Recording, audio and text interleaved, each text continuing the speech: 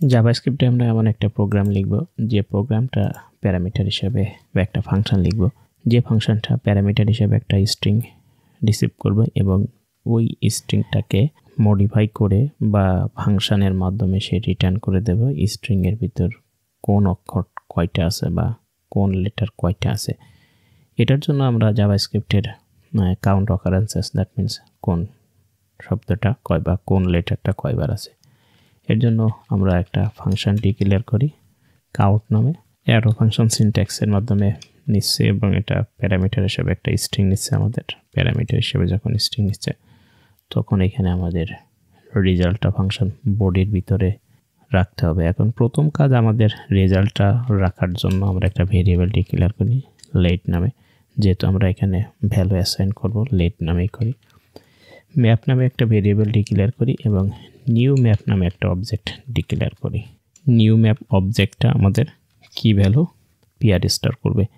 এখন আমরা স্ট্রিংটার উপরে লুপ চালাবো। তো লুপ চালার জন্য আমরা ফর লুপটা চালাই কনস্ট্যান্ট ক্যারেক্টার অফ স্ট্রিং।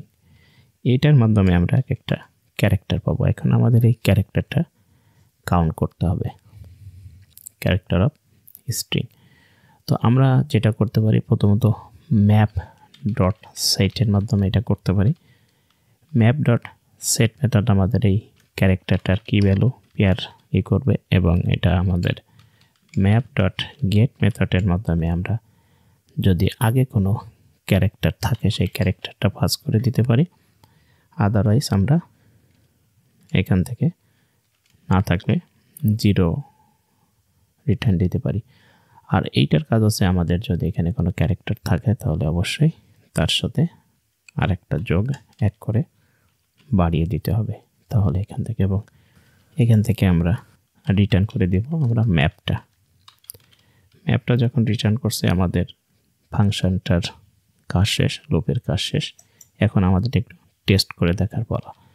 তো প্রথমে কনস্ট্যান্ট আমরা স্ট্রিং নামে একটা ভেরিয়েবল ডিক্লেয়ার করলাম এস দিয়ে এবং চির পরিচিত শব্দ হ্যালো ওয়ার্ডটা দিয়ে অ্যাসাইন করলাম।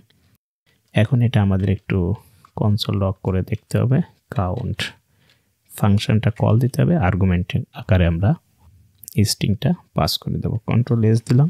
কন্ট্রোল এস দেওয়ার পরে আমাদের কাজ হয়েছে এটা রান করার পালা। নোডের ওয়াচ মোডে রান করছে আমরা। এক্স্যাক্টলি আমাদের কোন ক্যারেক্টারটা কয়বার আছে এখানে কাউন্ট করে দেখাচ্ছে। আমি যদি একটু বড় করি তাহলে এখানে আমাদের এইচ আছে একবার, ই আছে একবার, এল আছে 2 বার, আমার ও আছে 2 বার এবং একটা এমটি স্ট্রিং আছে একবার, আর ডব্লিউ আছে একবার, আর আছে একবার, ডি আছে একবার এবং এক্সক্লামেটরি চিহ্ন আছে একবার। এইভাবে আমরা ম্যাপ ডট মেথডের মাধ্যমে অকারেন্সেসগুলো বের করে দিতে পারি। তার মানে একটা স্ট্রিংয়ের কতটা লেটার কতবার আছে সেটা বের করে দিতে পারি।